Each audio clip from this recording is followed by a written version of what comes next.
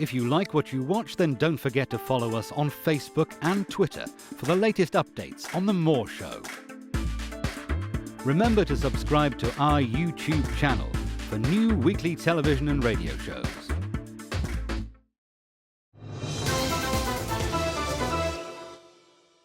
Joining me now is investment advisor and banker Austine Fitts. Now, Catherine is the founder of Solari Incorporated. They aim to offer unique advice on how to navigate the global financial system and build personal and family wealth. Catherine joins me via video link. Austine Fitts, welcome to the show. Thank you, Kevin. It's great to be back. Now, Catherine, how long are we going to be in these sort of, uncertain financial times? Well, I think, it's a little bit like if you behave, if you burn the house down, you're going to be without a house. So as long as we as a society behave in a way that is not economically healthy, we're going to be in bad financial times. And I think the question is, for 500 years we've been in what I call the central banking warfare model. That's going to have to change. The model isn't appropriate anymore. And you have a group of people who've decided to come up with a new model which centralizes control and ownership of resources. And I think there are many of us who think, they don't want to live in that model. So we're having a debate about what the new model is going to be. And until that gets sorted out and settled, we're going to be in uncertain times. So how can prices keep rising for families, especially when, the price of living costs and everything else just keeps going up through the roof? Well, for many, many, many years now, we have printed more and more paper. So we've printed more and more currency. We've printed more and more government bonds. We've just printed more paper, but we haven't created more real things or more productivity. And as a result, you're going through a reset between real things and paper. And so the prices aren't. For example, if you look at the price of gold in gallons of gasoline, it's not going up a lot. What you're watching is the fall of the pound or the fall of the franc or the fall of the dollar as fiat currencies get reset to real things. So at some point, you just can't print more paper and not have debasement of the currencies. So do you see another collapse like we had in 2008 with the UK and US economies? I mean, what is the future of our economies? Well, but I don't think we have a financial crisis. I really don't. And what happened, let's go back. In the 90s, a decision was made to re-engineer the global economy and to re-engineer governance. And one of the things that happened was a great deal of money was shifted out of the countries that have aging populations, and those resources were reinvested in the emerging markets. And I think one of the challenges that politicians have is you had many, the equivalent of baby boomers here in the UK and in Europe who thought those resources were going to provide for their retirement, and they're waking up to discover that they've been debased or gone. So that's part of the problem. But we literally had what I call a privatization. So tremendous amounts of assets were moved out of government, were siphoned off the pension funds into private hands. And so we've seen a great centralization and consolidation of wealth as a result. And that process has been ongoing. And as part of that process, we've seen, the liquidity within the governments and within households have been replaced by more and more debt and more and more debt. So you literally see the people who are, if you will, stealing the money, lending it back in a way which I can only describe as entrapment. And getting governments and households dependent on high degrees of debt and high degrees of this kind of funny paper is a way to re-engineer government. And so what you're watching is a global re-engineering of the relationship between labor and capital, between the relationship of retirees and working people, and the relationship of private investors to sovereign governments. I mean, sovereign governments are being re-engineered to be much weaker because we see assets being shifted out of government at below market prices and liabilities shifted back in. So what you're watching, I call it the financial coup d'etat. What you're watching is a global re-engineering, much more than a financial crisis. So do we have an economic or political problem?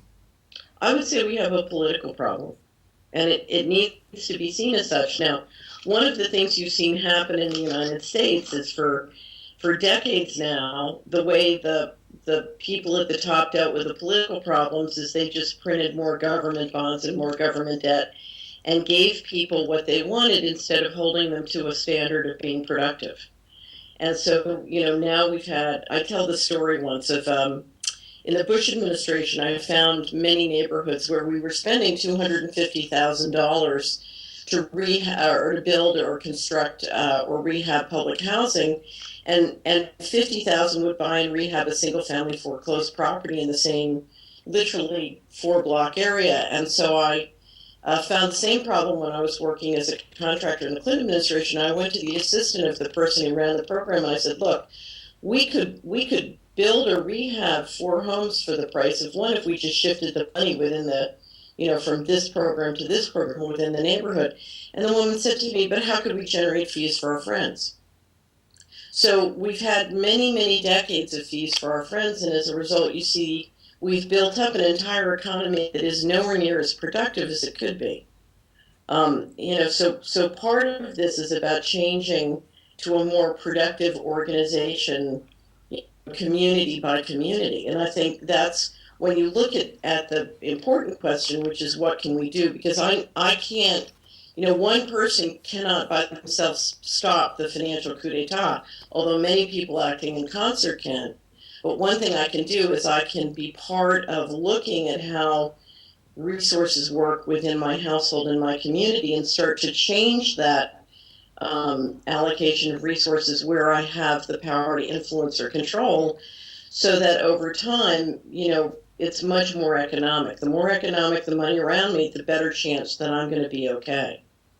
Well, myself, Catherine, having just left university, and all my colleagues as well, and friends, there's no jobs out there, so what are we supposed to do? Well, I'm an entrepreneur, and I think that the best way to, because you don't need a job, you need income. You need a way to generate the items to provide food, shelter, clothing, etc. And so I don't think you need a job. I think you need income. And it's very interesting. I'll give you because I've been through this several times. In 1998, when I was entered into sort of serious litigation with the federal government, I was 1 month, I had $1 million personal and professional overhead, and literally all the money, all my income was pulled in a variety of ways, and it was impossible for me to work at the thing that I'd spent a lifetime working at. And I went from $1 million of revenues a month to cover my overhead to 2,000. And the only reason I had the 2,000 was I had been very generous in lending or giving money to family and friends who got together and said, "Well, I guess she needs it back." And they started to pay me back, and that's all I had to live on. So to say that I had to learn new skills is an understatement. But what happened was, because I couldn't work in the field that I was considered an expert in, I had to invent a new job. No one would give me a job. I had to invent a way of generating income, and it took many years, and I did. But I think, one of the things I did immediately is I started to do much, much more for myself. I kept learning ways of doing many more things for myself or my company. And then over time, what I did was I started a practice immediately. If anybody who sent me an email or called and asked for help, I would try and help them. And it was through that process of helping those around me and finding what it was that people around me found useful.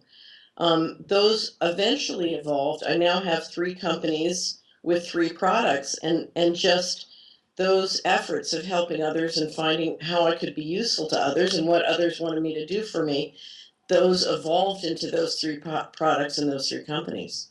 Well, that's very interesting. So it's sort of like a community spirit within business, helping each other rather than working against each other. What a great entrepreneur does is find a way to add value to people's lives. So here's how I do it. I have a philosophy that says I want to understand the financial and economic ecosystems around me. And then as I understand the financial, and if you want some help doing this, I've developed my pastor once asked for a curriculum for his high school students on how to understand economics. So it's up on my website. It's called Economics 101. If you just do a search for my name and Economics 101, you'll find it. But look around in the ecosystem around you and look at what needs doing. And then, within that sort of opportunity to improve things around you, what's the aspect of that you can add value to, that you can do, that you can learn? Many great small businesses come from somebody just seeing something that needs to be done and feeling that's my passion. I want to do that.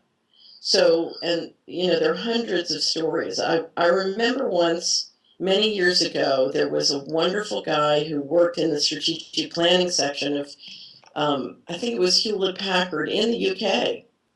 And he was in a little town in the UK. I forget what the name of it was. And one day he was sitting in the strategic planning group and realized, Kevin, that there was a 25% unemployment rate in his town. And he said, well, wait a minute, if we're such geniuses and we're so smart, why can't we figure out, what to do about that? So they sat down and they said, well, what is it we know how to do in this place that no one else knows how to do? And what he discovered was that there were 4 small businesses that were the expert, and I can't even remember what the word is, but of filming wildlife in the wild.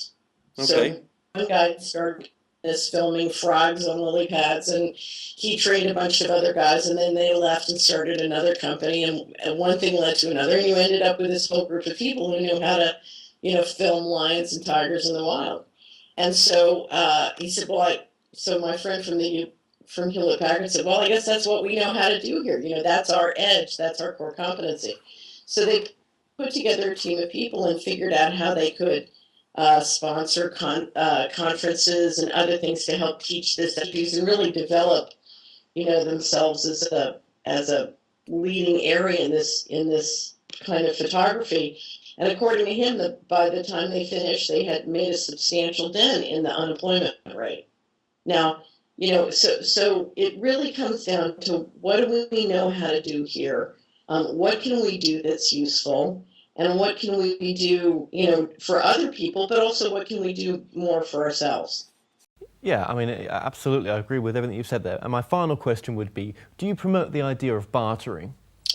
Well, I promote anything that will lower your expenses or increase your revenues. And I think barter systems have been proven where they're done well, that generally they can raise a small business's revenues as much as 10%, or, in some aspects, lower expenses. So I think barter is one of many, many different things. I do think you want to make sure when you use tools like community currencies or barter that you look at the equity of the different households and the different people involved and say, how do we build up our equity? Because what is happening is our equity is being drained. And it's extremely important when we shift the investment of our time or money or any other resources that we help each other build up each other's equity. Because right now, most of us within a community are taking actions and doing things or making money in a way that drives down our own equity or the equity of our neighbors. And I think we want to individually get a better understanding of what is equity, what causes my equity to go up, and how do we help each other cause each other equity to go up. Because if I'm doing something to make money in a way that destroys your equity, and too many people start behaving that way, then you're going to see the spiral down that we're in right now. Well, Catherine Austine Fitts, thank you so much for joining us today. Thanks, Kevin. Have a great day. Stay tuned, as after the break I'll be joined by animal communicator Jackie Weaver. Don't go anywhere.